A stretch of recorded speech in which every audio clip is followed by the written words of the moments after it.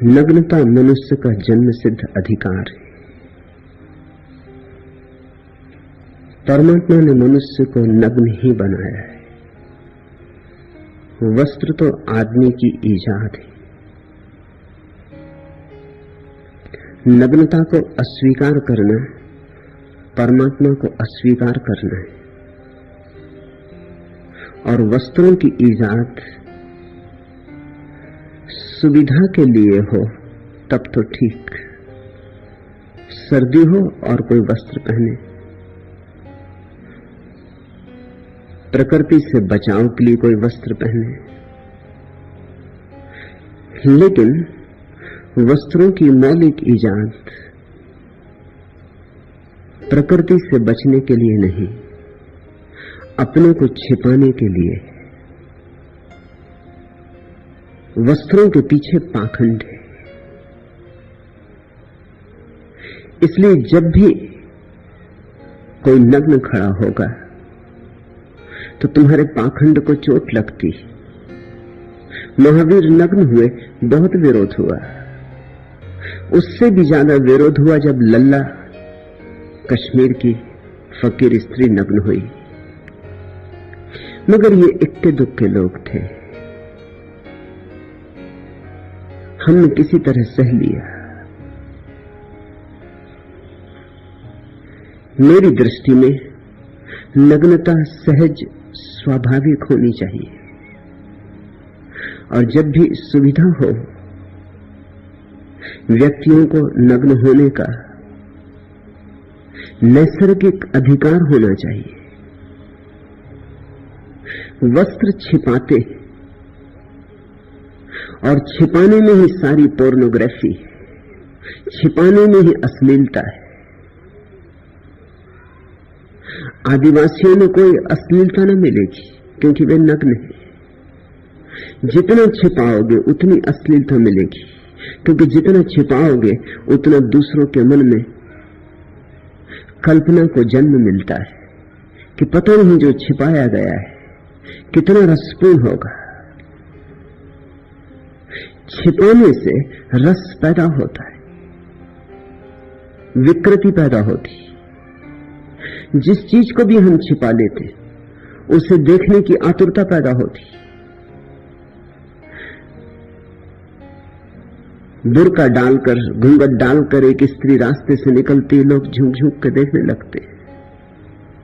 वही स्त्री बिना बुर्का डाले निकलती, कोई उसके चेहरे पर ध्यान नहीं देता।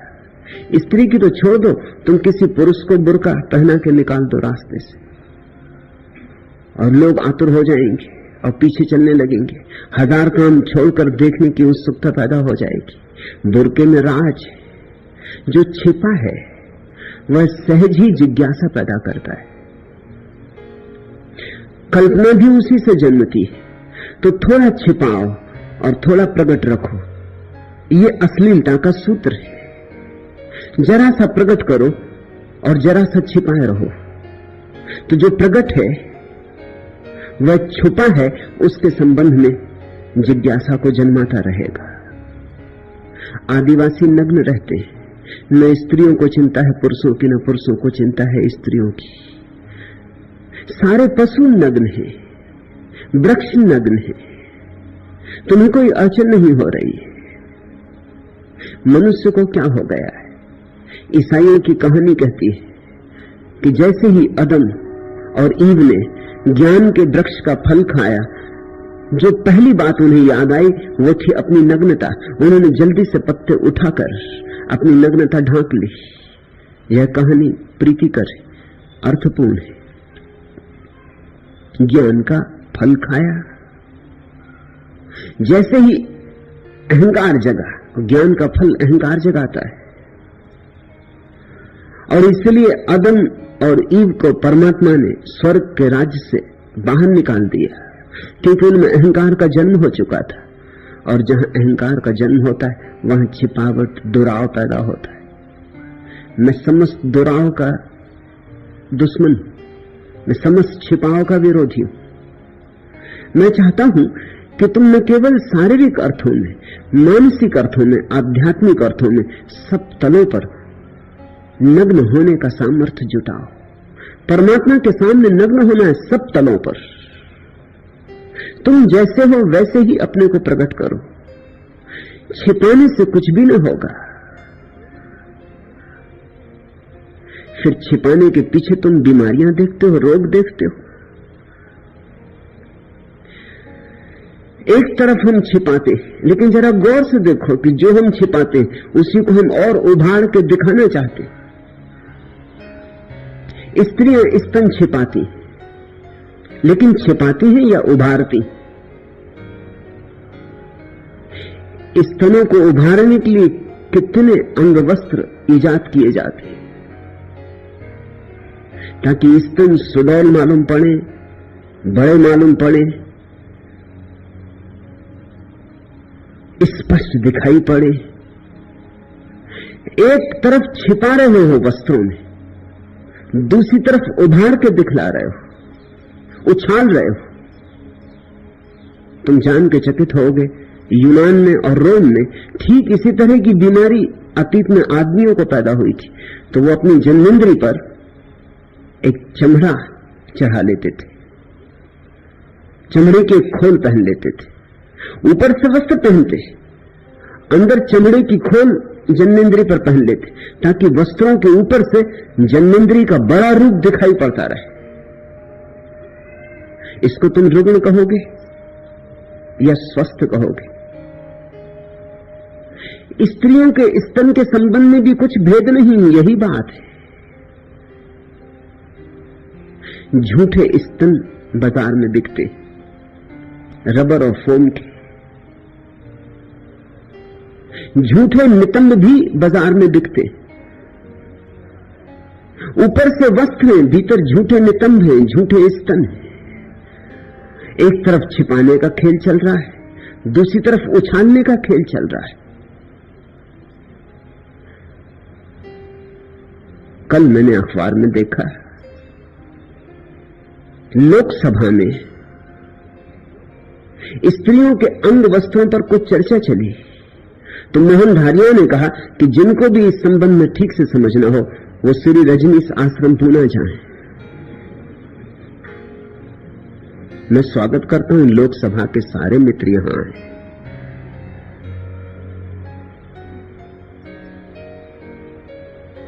यह तो उन्होंने व्यंग में कहा है,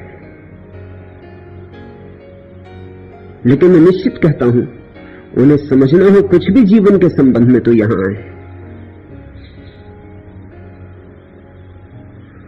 मोहन धारिया तो पूना ही रहते, कभी आए नहीं यहां। पूछते हैं जो भी मिलता है उससे आश्रम के संबंध में, आने की हिम्मत नहीं जुटाते यहां। इस आश्रम के द्वार पर कमजोरों का काम नहीं, इतनी भी हिम्मत नहीं जुटाते कि आके यहां देख ले। पुणे ही रहते हैं, पुणे ही घर है, लोकसभा में दूसरों को निमंत्रण दे रहे हैं, खुद कभी यहां आए नहीं। और ऐसा भी नहीं है कि पूछताछ नहीं करते, जो भी आश्रम से संबंधित उनसे संबंधित है, प्रत्येक से पूछताछ करते कि क्या वहां हो रहा है।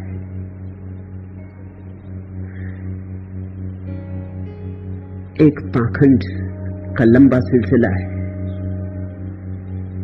उस पाखंड के कारण जरा जरा सी बातों से उपद्रव हो जाते। नई दिल्ली पत्रिका ने लीला नाम के समूह चिकित्सा के प्रयोग के कुछ नई दिल्ली पत्रिका में नग्न चित्र छपे, उससे बहुत उपद्रव मच गया है। बिना समझे बिना पूछे चित्र भी सब चुराए हुए, क्योंकि चित्र जिसने लिए थे, जिस जर्मन पत्रकार ने, वो अब सन्यासी है। स्टर्न के जर्मन पत्रकार सत्यानंद ने उन चित्रों को लिया था और जर्मनी की पत्रिका स्टर्न में बड़ी महत्वपूर्ण व्याख्या के साथ उन चित्रों को छापा था। व्याख्या तो छोड़ दी नई दिल्ली की पत्रिका ने, सिर्फ चित्र छाप दिए बिना किसी व्याख्या के, बिना समझाए कि ये क्या है और क्या हो रहा है। ये जालसाजियां हैं, ये अनैतिक व्यवहार है, ये अशोभन अलोकतांत्रिक व्यवहार है, ये न्याययुक्त बात नहीं है। एक तो चित्र चुराए हैं, स्टैंड से कोई आज्ञा नहीं ली है, जो कि अंतर्राष्ट्रीय कानून का उल्लंघन है। फिर बिना व्याख्या के छाप दिए, जो कि अनीतिपूर्ण है। उनकी व्याख्या में ही उनका अर्थ छिपा है। सिर्फ चित्र को छाप देने से कुछ भी ना होगा। चित्र को छाप के तो सिर्फ लोगों को भड़काने की चेष्टा की जाती है। और इस देश में इतना गहन अज्ञान है और इस देश में इतना गहन दमन है कि हर छोटी मोटी चीज लोगों को भड़का देती। पहली तो बात, मनुष्य ने वस्त्रों को ओढ़ ओढ़ के अपने को मिस्टिफाई कर लिया, खूब रहस्य में बना दिया। मैं उस रहस्य को तोड़ देना चाहता हूं। वह रहस्य पोर्नोग्राफी का जन्मदाता है, अश्लीलता का जन्मदाता है। जैसे ही कोई व्यक्ति नग्न हो जाता है, डीमिस्टिफाई हो जाता है, उसका रहस्य विलीन हो जाता है। तुम्हें खुद भी अनुभव होगा, इसलिए तो तुम्हें अपनी पत्नी में कोई रस नहीं रह जाता, अपने पति में कोई रस नहीं रह जाता, लेकिन पड़ोस की पत्नी में रस होता है। मुल्ला नसरुद्दीन एक दिन घर आया और उसने देखा उसका निकटतम मित्र उसकी पत्नी का आलिंगन कर रहा है। उसने एकदम सिर पीट लिया। मुल्ला ने सिर पीट लिया और कहा कि मैं हैरान हूं, तू ये क्यों कर रहा है? मुझे तो करना पड़ता है।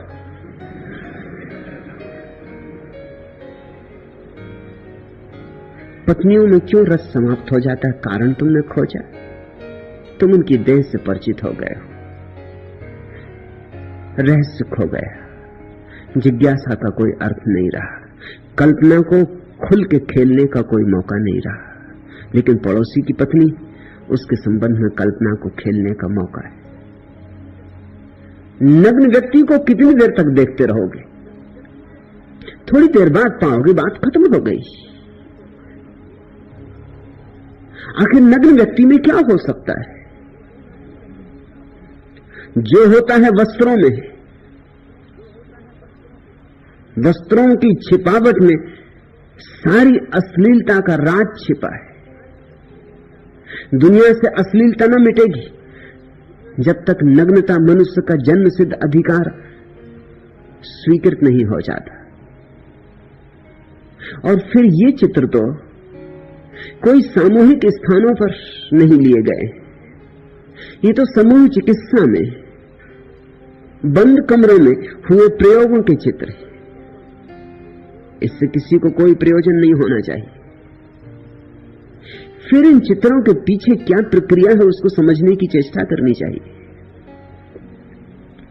ये चित्र कोई संभोग के चित्र नहीं। इन चित्रों में स्त्री और पुरुष नग्न हैं, क्योंकि नग्नता में एक मुक्तिदायी तत्व है।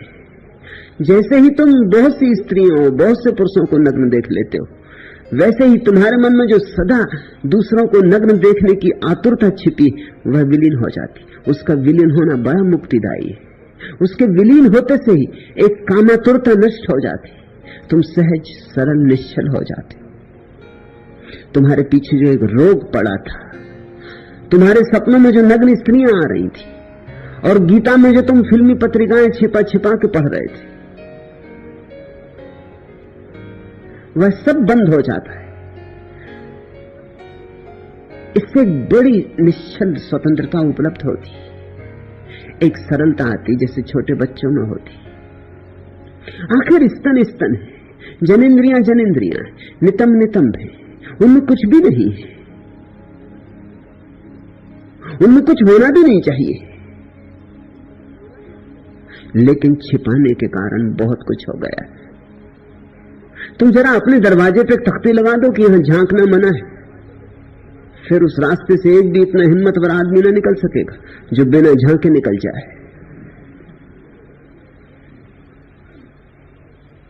एक मेरे मित्र हैं, उनके मकान की दीवार के पास लोग पेशाब कर जाते थे।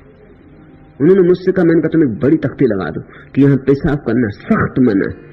उन्होंने तख्ती लगा दी। 5-7 दिन मेरे पास आए और बोले आपने और मुसीबत कर दी। जो बिना पेशाब किए निकलते थे वो भी करने लगे, क्योंकि जब तख्ती पड़ी कि यहां पेशाब करना सख्त मना है तो अड़चन पैदा हो जाती, एकदम याद आ जाती जिनको याद नहीं भी थी, जो अपने मजे से काम पे चले जा रहे थे। मैं रोज सुनता हूं, जैसे ही मैत्रेय जी खड़े होते मुझे पता चल जाता है कि वो खड़े हो गए, क्योंकि लोग एकदम खांसने लगते। उनकी आवाज तो बाद में सुनाई पड़ती, लेकिन तुम्हारी खांसी की आवाज सुनकर मैं समझ जाता हूं कि मैत्रेय जी खड़े हो। उन्हें देख के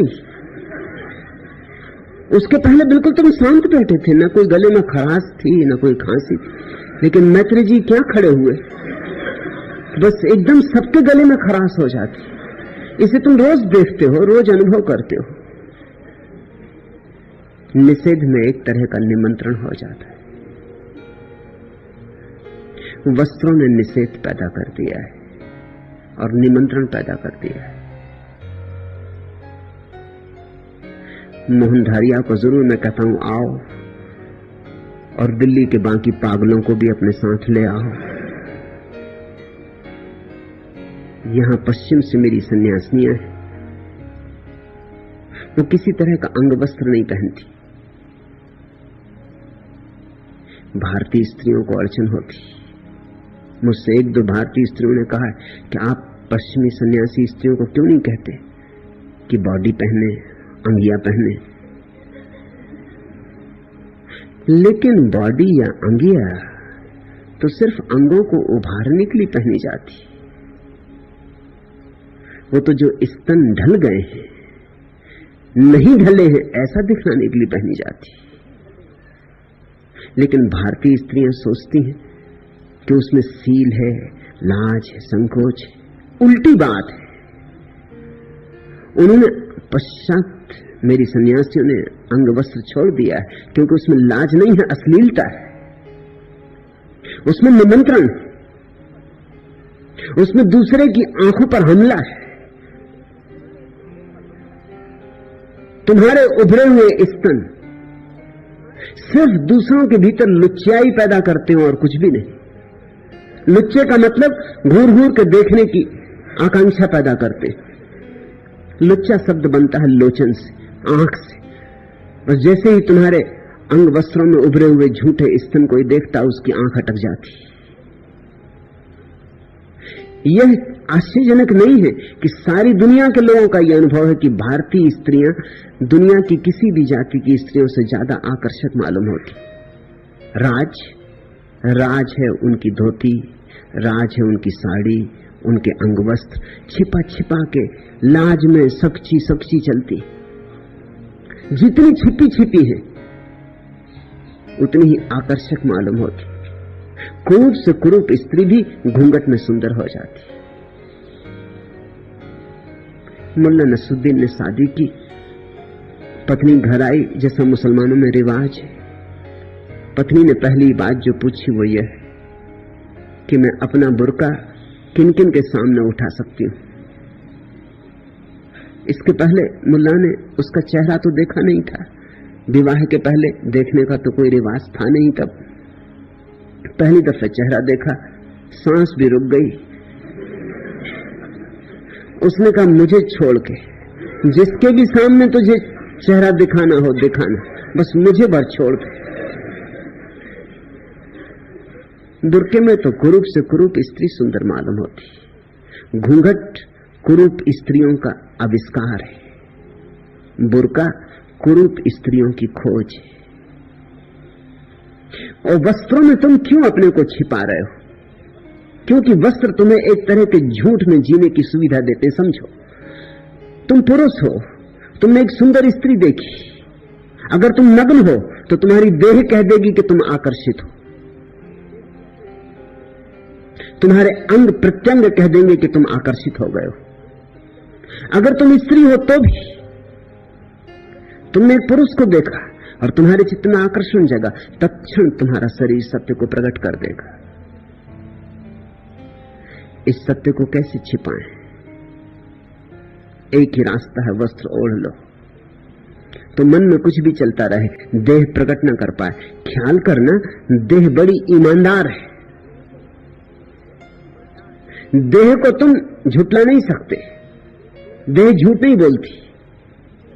मन को तुम झुटला सकते हो क्योंकि मन भीतर है, दूसरे को पता न चलने दो तो न चलने दो, लेकिन देह तो बाहर है, उपलब्ध है। अगर कोई पुरुष किसी स्त्री में उत्सुक हो गया है, उसकी जन्मेंद्रीय सूचना दे देगी कि वो उत्सुक हो गया है। अगर स्त्री उत्सुक हो गई, उसके स्तन सूचना दे देंगे कि वो उत्सुक हो गई है। मगर ये तो बड़ी अड़चन हो जाएगी। इसको कैसे छिपाना? वस्त्रों ने तरकीब दे दी, आड़ दे दी। तुम उत्सुक भी होते रहते हो दूसरों में, और शरीर जिन सत्यों को प्रकट करता उनको तुम वस्त्रों की आड़ में छिपाते रहते हो। ऐसे एक बेईमानी का जाल चल रहा है। मैं इस जाल को तोड़ देना चाहता हूं। ये समूह चिकित्सा के प्रयोग इस जाल को तोड़ने के प्रयोग है। फिर मैं कोई अभी जाके बाजार में और सड़क पर तुमसे ये प्रयोग करने को कह भी नहीं रहा हूं, इसलिए किसी को क्यों चिंता होनी चाहिए। जो इस उपद्रव से छूटना चाहते हैं स्वेच्छा से, उनके लिए समूह चिकित्सा का आयोजन किया जा रहा है। फिर जब स्त्री और पुरुष, बहुत सी स्त्रियां, बहुत से पुरुष नग्न होते हैं, एक दूसरे की आंखों में झांकते हैं, एक दूसरे के हाथ हाथ में लेते हैं, नाचते हैं, कुछ प्रयोग ऊर्जा को जगाने के करते हैं, वर्तुलाकार घूमते हैं। ये कोई संभोग नहीं हो रहा है, सिर्फ एक दूसरे की ऊर्जा को चुनौती दे रहे हैं। ऊर्जा जगनी शुरू होती। ख्याल रखना, ऊर्जा जग जाए तो उसके दो परिणाम हो सकते हैं। या तो संभोग हो तो ऊर्जा स्खलित होती, और अगर संभोग न हो और ऊर्जा जग जाए और जागती चली जाए तो उसका ऊर्ध्वगमन शुरू हो जाता है। या तो अधोगमन होगा या ऊर्ध्वगमन होगा। नई दिल्ली पत्रिका में जो चित्र छपे हैं वो लीला नाम के समूह चिकित्सा के चित्र हैं। लीला, ऊर्जा की लीला का प्रयोग है। स्त्रियों को देखकर, पुरुषों को देखकर दोनों के भीतर ऊर्जा का प्रवाह जगता है। उस प्रवाह को इतनी चुनौती देनी है कि तुम्हारे भीतर जो सोए पड़े हुए हैं जन्मों जन्मों के स्रोत, वे सब सजग हो जाएं, और फिर उसे अधोगामी नहीं होने देना है, उसे ऊर्ध्वगमन की तरफ ले जाना है। ये कुंडलिनी जागरण के ही प्रयोग है, ये कुछ नए प्रयोग नहीं है। ये सदियों से तंत्र के मार्ग पर चलने वाले साधक करते रहे।